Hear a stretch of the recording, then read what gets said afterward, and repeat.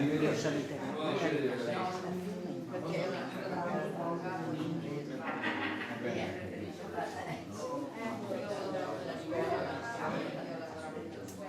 Ieri sera dopo che ho cenato, ho chiamato,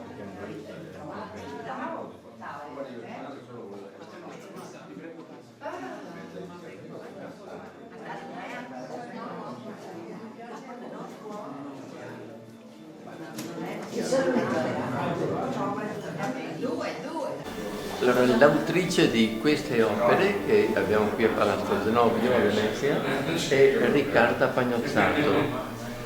Riccarda Pagnozzato ci spiega un pochettino la natura di queste opere, l'evoluzione che hanno avuto anche nel tempo, però queste già, lo diciamo, sono le ultime ricerche pittoriche e anche contenutistiche. Io ho lavorato molto sulle Madonne perché ero interessata a cambiare tecnica, a cambiare indirizzo, volevo parlare alle donne, eccetera, e quindi insomma ho cominciato a...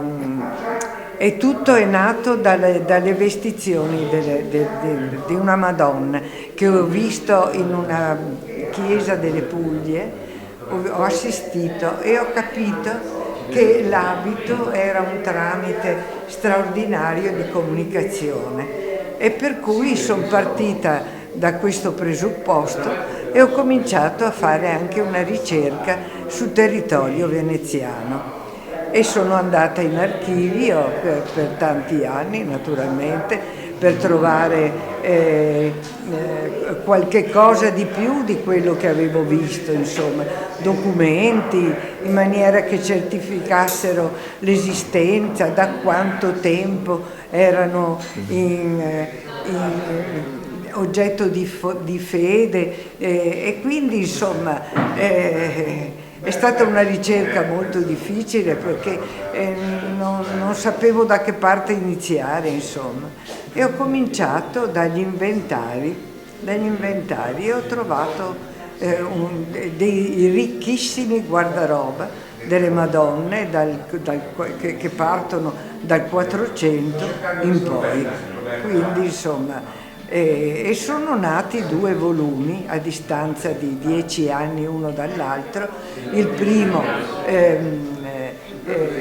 Madonne della Laguna, simulacri da vestire dei secoli XIV e XIX.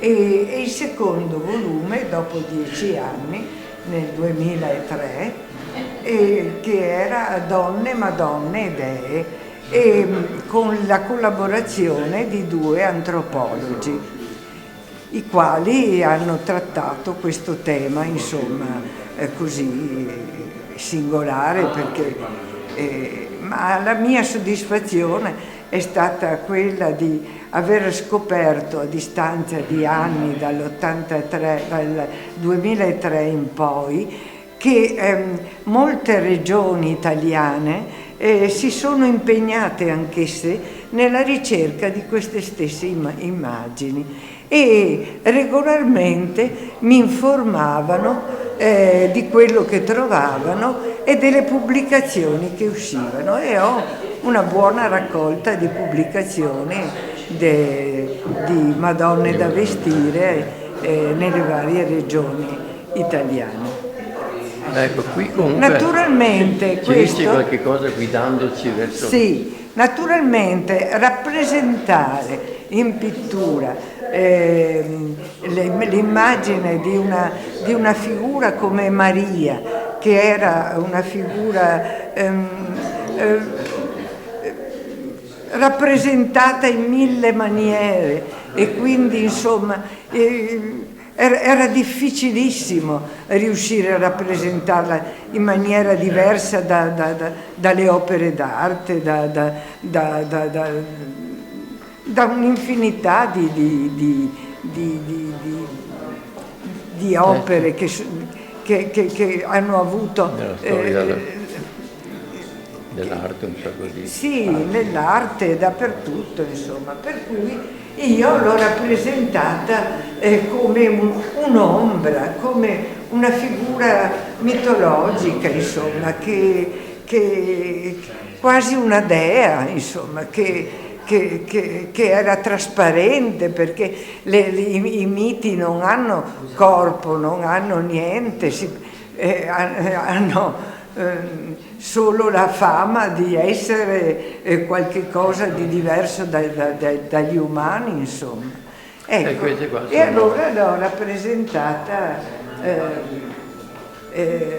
prima vestita di rosso durante l'Annunciazione e poi bianca, un'ombra bianca che si porta, e mi sono fermata nella narrazione delle storie di Maria fino a quando il bambino era piccolissimo e che lei in certo qual modo lo poteva usare per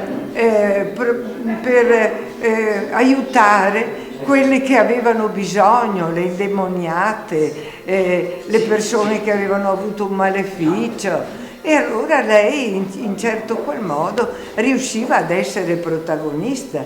Dopo, quando il bambino cresce, per me perdeva interesse, insomma. Come da qui, quindi? Ecco, sì, bambino piccolo, che non aveva ancora la capacità di capire, insomma.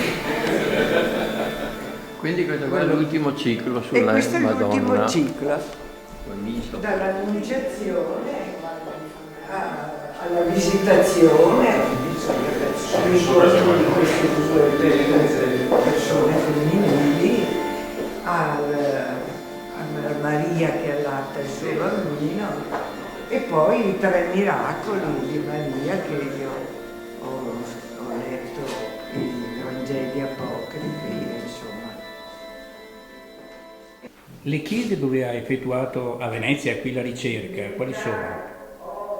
Beh, sono i Frari, la chiesa dei Frari, la chiesa del Carmine, San Nicolò dei Mendicoli, di Gesuati, e poi alla Giudecca Santa Eufemia, che poi sono riuscita anche a salvarle queste Madonne, perché sono arrivate al Museo Diocesano, e quindi perché erano nelle soffitte, impolverate, e io le ho tirate su, le ho messe vicino a un po' di luce, le ho fotografate, insomma. E dopo, naturalmente, le ho manipolate io in studio, proiettando l'immagine su abiti, su panneggi, su stoffe preziose tipo il merletto. Io allora fotografavo per il Museo del Merletto di Burano, di Burano, sì. E quindi la storica che curava questo mi aveva dato da fotografare questo merletto del Settecento, che io ho fotografato mettendolo come fondo e proiettando l'immagine del simulacro. E così è venuta fuori questa ricerca del tessuto, queste pieghe, quello che avevo in fondo visto nelle vestizioni di queste immagini sacre. E quindi, insomma, è venuto fuori questo repertorio. Benissimo, ti vediamo molto contenta della mostra. Sì. E anche della sede? Sì, ma ho trovato delle persone che hanno creduto in queste cose qua, certo. Perché insomma non è facile. Anche di là in una stanza? Sì. Sì.